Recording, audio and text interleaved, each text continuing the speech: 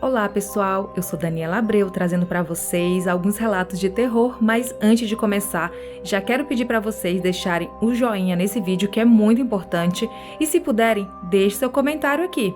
E compartilhe esse vídeo, ajude a espalhar a palavra do Assustadoramente. E se você tem alguma história sobrenatural para contar, envie seu relato para o e-mail que é o assustadoramente@outlook.com ou no Telegram. Siga o Instagram, que é o assustadoramente_podcast. Os links estão aqui na descrição do episódio. E vamos para os relatos de hoje.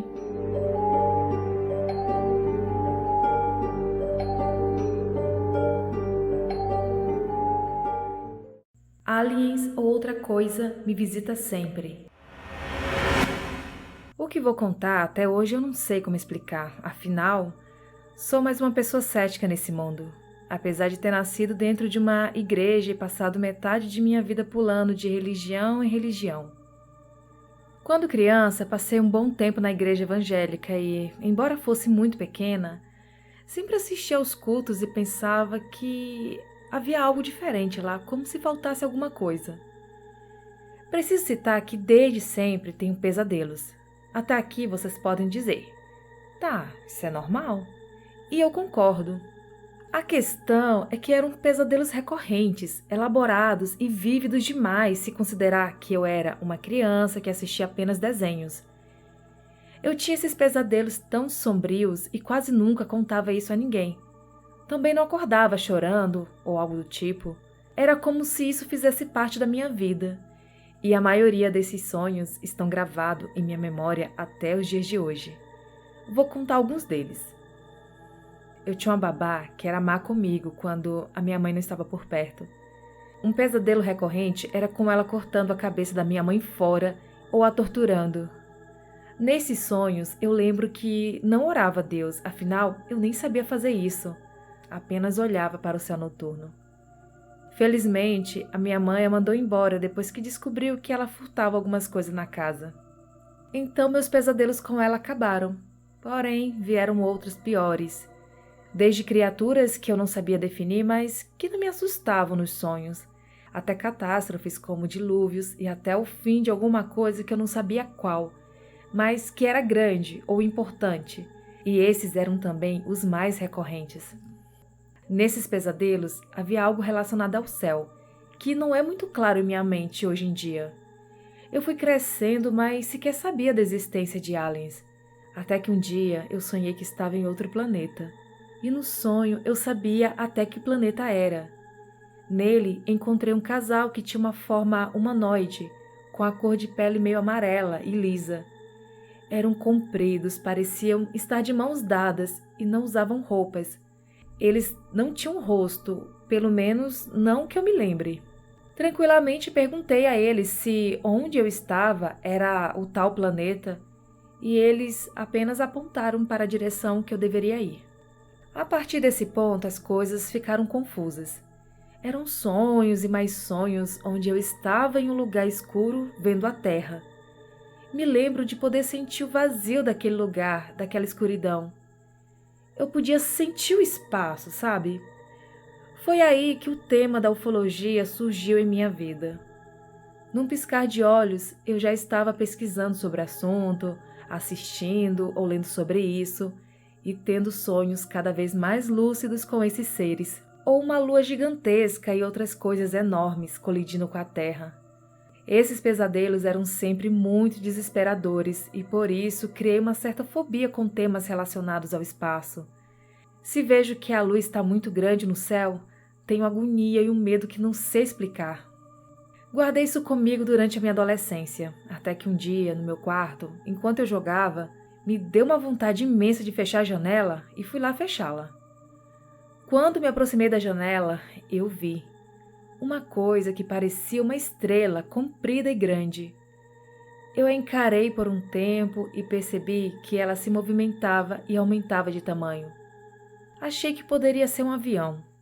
Pude ver que era enorme, transparente, de forma triangular e tinha luzes em cada ponta. A coisa passava tão devagar e silenciosa que eu pensei estar surda, pois meu quarto estava em absoluto silêncio.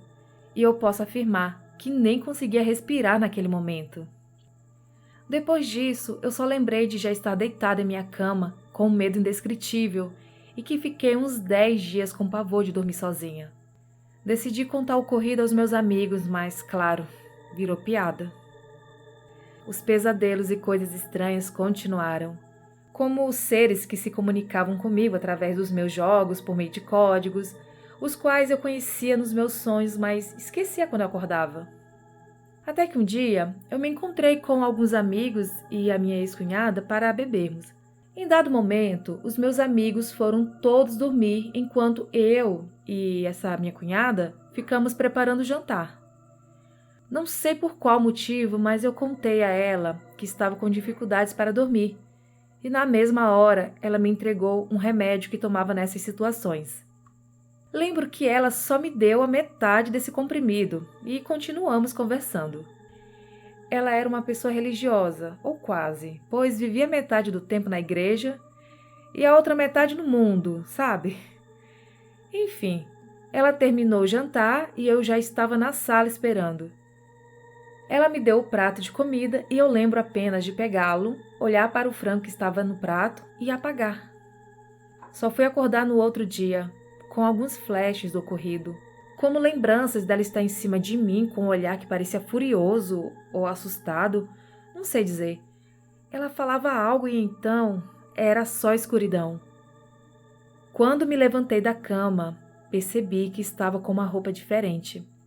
Ouvi a voz dela bem baixinho, vindo do outro quarto, falando com nossas 2 amigas sobre mim. Assim que cheguei ao cômodo, ela me olhou meio assustada e rapidamente perguntou se eu lembrava da noite anterior. E eu disse que não, por quê? Daí ela respondeu: Bem, ontem à noite, assim que eu te dei o prato e você pegou a coxa do frango com as mãos, você olhou para mim e percebi que aquela não era mais a sua expressão. Você começou a comer o frango como um animal, com osso e tudo. Eu lhe chamava, mas você não respondia. Então, eu ordenei para quem quer que fosse saísse do seu corpo, pois eu já sabia que o que habitava era outra coisa. Aí você parou, me olhou e disse: estamos com fome. E continuou a devorar a comida. Aí eu falei novamente em voz alta: ninguém lhe deu permissão para entrar. Sai agora.